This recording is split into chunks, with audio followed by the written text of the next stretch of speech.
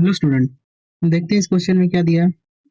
The angle of contact between glass and water वो given है 0 degree.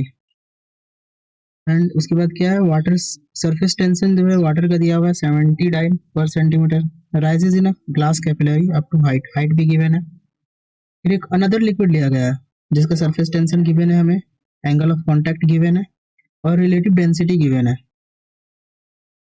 Will rise in the same same capillary दिया है।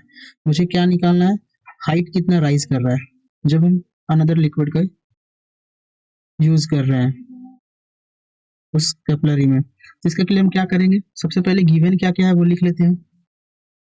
Given जब हमारे पास कंडीशन था, जब हमारा कंडीशन क्या है,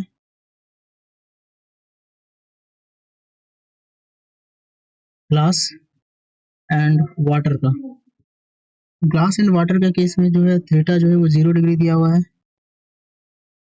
टी जो है वो 79 पर सेंटीमीटर है और इसका कुछ इस कंडीशन में जो है वो रो होगा, सपोज ये रो 1 होगा डेंसिटी।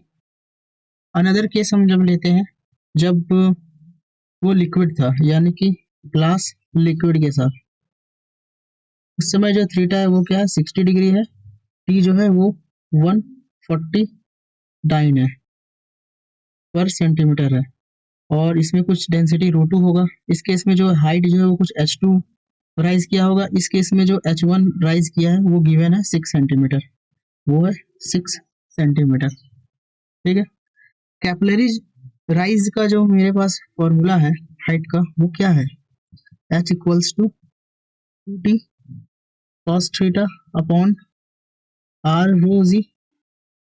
ये जो फॉर्मूला है इसमें t जो है वो सरफेस टेंशन है, ये cos थीटा एंगल है, r जो है वो रेडियस ऑफ कैपिलरी है, रो जो है वो डेंसिटी है, जो डेंसिटी हम लिक्विड डाल रहे हैं, वाटर है तो वाटर का डेंसिटी, लिक्विड है तो लिक्विड का डेंसिटी, और जी जो है एक्सेलरेशन ड्यू टू ग्रेविटी है।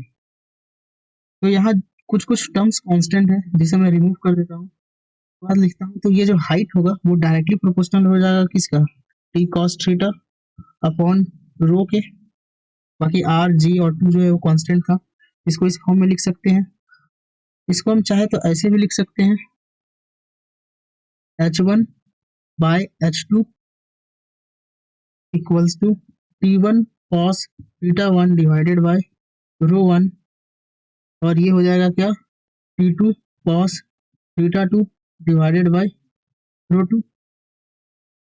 ठीक है, अब h1 क्या लिए हैं, h1 हम ग्लास वाटर का केस लिए हैं और h2 जो है वो हम ग्लास और लिक्विड वाला लिए हैं। इसी तरह यहाँ नाम दे देते हैं, या ग्लास में थीटा 1 है और इसमें थीटा 2 है, इसमें t1 है और ये t2 है। ठीक है, अब हम वैल्यूज अपना पुट करते हैं, जो वैल्यूज दिया हुआ है तो ये मेरा क्या आ जाता है 70 into cos 0 degree 1 divided by density of water क्या हो जाएगा 1 हो जाएगा, सेंटीमीटर में लेंगे इसलिए, और ये डिवाइडेड बाय क्या है, divided by T2 cos, T2 का वैल्यू क्या है 140 into cos theta 2, cos 60 degree क्या हो जाता है हाफ हो जाता है, और डिवाइडेड बाय रो 2 जो है वो रिलेटिव डेंसिटी ये 2 दिया हुआ है, ये हो जाएगा। अब इसे जब हम सॉल्व करेंगे तो इसे सॉल्व करने के बाद क्या आएगा 70 इंटू 4 डिवाइडेड बाय 140, ये आएगा। इसको और फर्दर सॉल्व करेंगे तो ये 2 आ जाएगा, यानी कि h1 डिवाइडेड बाय h2 ये आ रहा है 2। ठीक है, और इसको हम क्या लिख सकते हैं, मुझे निकालना है h2 निकालना है, तो h2 इक्वल्स टू क्या हो जाएगा h1 बाई 2, यानी कि जो पहले हाइट था उसका हाफ हो जाएगा, और h1 का वैल्यू मुझे दिया गया है, यानी कि h2 इक्वल्स टू क्या हो जाएगा 6 सेंटीमीटर डिवाइडेड बाई 2, यानी कि 3 सेंटीमीटर। तो जब लिक्विड के केस में राइज इन द कैपिलरी क्या आएगा 3 सेंटीमीटर आएगा।